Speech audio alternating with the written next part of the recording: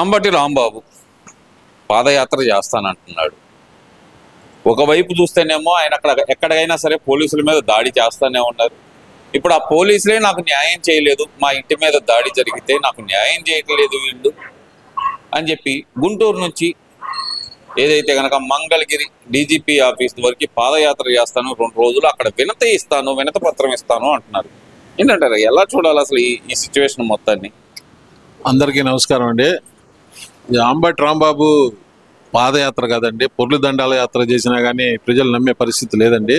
అతను తన ఉనికి కోసం మామూలుగా ఇవన్నీ చేస్తా ఉన్నాడని మేము భావిస్తున్నాము. అదేవిధంగా మా గుంటూరు పశ్చిమ నియోజకవర్గ గౌరవ ఎమ్మెల్యే గల్లా మాధవి గారి మీద ఇష్టానీతన నోరు పారేసుకుంటున్నాడు.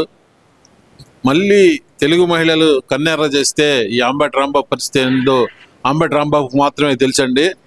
కానీ అవన్నీ తెలిసినా కానీ జగన్ ఆదేశానుసారం అతను మా గుంటూరు పశ్చిమ నియోజకవర్గ ఎమ్మెల్యే గారి మీద లేనిపోయిన ఆరోపణలు అభండాలు వేస్తున్నాడండి. మొన్న ఒక ఊహించని దుర్ఘటన, ఎవరు కోరుకునే దుర్ఘటన ఒకటి జరిగితే మా పశ్చిమ నియోజకవర్గ ఎమ్మెల్యే గారు సత్వరమే ఇమీడియట్గా స్పందించి ఈ బాధితురాలకి తగిన న్యాయం చేశారండి. వాళ్ళ నిందితుల్ని ఇమీడియట్గా అరెస్ట్ చేయించి, సొంత పార్టీ అయినా వాళ్ళని బేర్ చేయకుండా అమ్మటనే వాళ్ళని సస్పెండ్ చేసి మామూలుగా చట్ట ప్రకారం వాళ్ళని ఇమీడియట్గా అరెస్ట్ చేసి జైల్లో పెట్టిన ఘనత మా గుంటూరు పశ్చిమ నియోజకవర్గ ఎమ్మెల్యే గారికి దక్కుతుందండి. అదే వైసీపీ ప్రభుత్వం హయాంలో అప్పుడులో బీసీ బిడ్డ అయిన అమర్నాథ్ గౌడ్ని బతికుండగానే వాళ్ళ అక్కని ఇట్లా మామూలుగా హరాస్మెంట్ చేస్తున్నారు, ఎందుకు చేస్తున్నారు అని అడిగిన పాపానికి అతన్ని మామూలుగా బంధించి మామూలుగా నోట్లో గుడ్డలు కుక్కి మామూలుగా సజీవ దహనం చేసిన ఉదంతాలు ఉన్నాయండి. అప్పుడు జగన్ చర్యలు బీసీకి అన్యాయం జరిగితే చర్యలు తీసుకున్న పాపాన్ని పోలేదు. తర్వాత ఇట్లా మామూలుగా ఒక డాక్టర్కి మార్క్స్ అడిగిన పాపానికి అతనికి నానా రకాలుగా టార్చర్ పెట్టి అతను మరణానికి కారణమయ్యారండి. అప్పుడు ఎవరు స్పందించలేదండి. ఇప్పుడు సడన్గా మామూలుగా దుర్ఘటన జరిగిన పిరమిట అనుకోకుండా జరిగిన సంఘటనని మేడం గారు ఇమీడియట్గా స్పందించి తగిన న్యాయం చేసినా కానీ ఏం చేయలేదు. ఇది మేడం గారి ప్రోద్బలంతోనే జరిగిందని చెప్పి అంబటి రాంబాబు పిచ్చికూతలకు వస్తున్నాడండి. మేము ఈ విషయాన్ని తీవ్రంగా ఖండిస్తున్నాం. రాంబాబు, నువ్వు సంజన సుకన్య అలా కాకుండా నువ్వు ఒళ్ళు దగ్గర పెట్టుకొని వాళ్ళ దగ్గర ప్రవర్తించినట్టు కాకుండా ఒళ్ళు దగ్గర పెట్టుకొని నువ్వు ప్రజా నాయకులు సేవ చేయాలనుకుంటే ఆ సేవ చేయాలి. కానీ ఇట్లా దుర్మార్గమైన ఆరోపణలు చేస్తే తెలుగుదేశం పార్టీ కార్యకర్తలు ఎవరు సహించరని చెప్పి మీకు హెచ్చరిస్తున్నామండి. ఇప్పుడు అతను పాదయాత్ర కాదండి, పొర్లిదండ యాత్రలు కాదు, అతను మోకాళ్ళ యాత్రలు చేసినా కానీ ప్రజలు నమ్మరండి. అతను అంత దుర్మార్గుడు, క్రూరుడే. అతని జగన్ ప్రభుత్వంలో నీటిపారుదల శాఖ మంత్రిగా ఉండి మీరు పోలవరం ఎంత మటుకు వచ్చిందంటే నాకేం తెలుసు, పోలవరం అసలు నాకేం తెలియదు. నాకు కిసుకకి కానీ టీఎంసీకి కానీ అసలు అంటే అర్థమైందో కూడా నాకు తెలియదు. కాకపోతే జగన్ మంత్రిని చేశాడు కాబట్టి నేను ఆ మంత్రి పదవిని ఎంజాయ్ చేస్తున్నాను. కానీ నాకు అసలు ఏం తెలియదు అని చెప్పిన మనిషి అండి అంబటి రాంబాబు. అతని గురించి మనం ఎంత తక్కువగా మాట్లాడుకుంటే అంత మంచిదని నేను భావిస్తున్నానండి. అతను ఏం చేసినా కానీ ప్రజలు నమ్మే పరిస్థితి లేదని భావిస్తున్నామండి. అంటే ఇక్కడ ప్రధానంగా చూసుకుంటే కనుక అంబటి రాంబాబు ఇందాక మీరు అన్నారు కదా, ఏదైతే మహిళ గురించి, మహిళలకు రక్షణ లేకుండా పోతుంది ఆంధ్రప్రదేశ్లో. సొంత పార్టీ కార్యకర్తను కాపాడుకోవటానికి అసలు రాజీ చేయాలని చూశారు ఎమ్మెల్యే గారు అని చెప్తున్నారు కదా. మరి అది ఎంతవరకు నిజం అనుకోవాలంటారు? ఏమండి, ఇప్పుడు దుర్ఘటన జరిగింది మామూలుగా వాళ్ళు వచ్చి మేడం గారి కాడికి చెప్పిన అమ్మటినే మేడం గారు స్పందించి ఎస్పీ గారితో మాట్లాడి అసలు లోపల వేపించి అతను పార్టీ నుంచి సస్పెండ్ చేయడం కూడా జరిగిందండి. కానీ అంబటి దుర్మార్గుడు ఇప్పుడు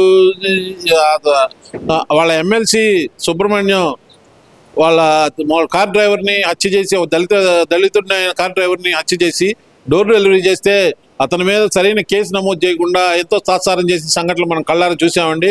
ఇవన్నీ ప్రజలు అనుభవించబట్టే వాళ్ళని 151 నుంచి 11కు తీసుకొచ్చారండి. ప్రజలు అంత అమాయకులేం కాదు, వాళ్ళు చేసిన దుర్మార్గాల వల్లే అన్ని మూలుగా 151 నుంచి 11 పడేశారండి. అయినా వాళ్ళకి బుద్ధి జ్ఞానం లేకుండా ఇప్పుడు అన్ని 175 నియోజకవర్గాల్లో గుంటూరు పశ్చిమ నియోజకవర్గం ఎంతో అభివృద్ధిలో కానీ మామూలుగా సంక్షేమంలో కానీ దూసుకుపోతుందండి. అది ఈ క్రమంలో ఓర్చుకోలేక ఇలాంటి అపనిందలు వేస్తున్నారని మేము భావిస్తున్నామండి. మేడం గారిని అపకీర్తి చేయడానికి, గల్లామాధవి గారి ప్రతిష్టను తగ్గించడానికే ఈ అంబటి రాంబాబు కుయుక్తులు కుతంత్రులు పాలు పాడుతున్నారని మేము భావిస్తున్నామండి. ఇప్పుడు బాధితురాలు ఇంటికి పొలవమని చెప్పి రోజుకొకరిని 2 రోజులకు ఒకరిని పంపిస్తున్నారండి. విడుదల రజనీని, వరదు కళ్యాణిని, ఇట్లా మామూలుగా చాలా మందిని పంపిస్తున్నారండి. వీళ్ళు వైసీపీ హయాంలో జరిగిన మహిళలు జరిగిన అనేక అవమానాలు, అన్యాయాలు, ఈ మామూలుగా అమరావతి రైతులని, మహిళా రైతుల్ని పుత్తి కడుపులో తినినప్పుడు విడుదల రజని కానీ, వరదు కళ్యాణి కానీ, ఈ నూరి ఫాతిమా కానీ ఏడ దాక్కున్నారు, ఏ కలుగులో దాక్కున్నారని మేము ప్రశ్నిస్తున్నాము.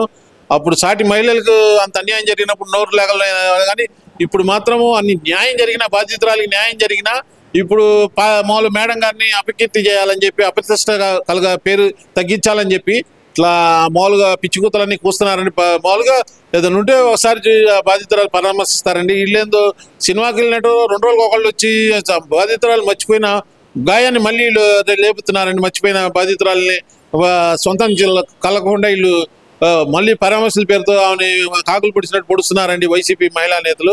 ఈ విషయాన్ని మేము తీవ్రంగా ఖండిస్తున్నామండి. ఇక్కడ ఇవన్నీ ఒకే కనుక రాష్ట్రంలో బీసీలకు రక్షణ లేకుండా పోయింది. సీదిరి అప్పలరాజును అన్యాయంగా అరెస్ట్ చేశారు.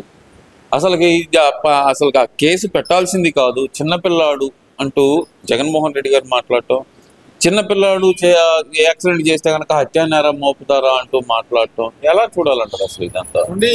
అసలు ఎక్కడ ప్రపంచంలో ఎక్కడ జరగదండి ఈ విచిత్రము.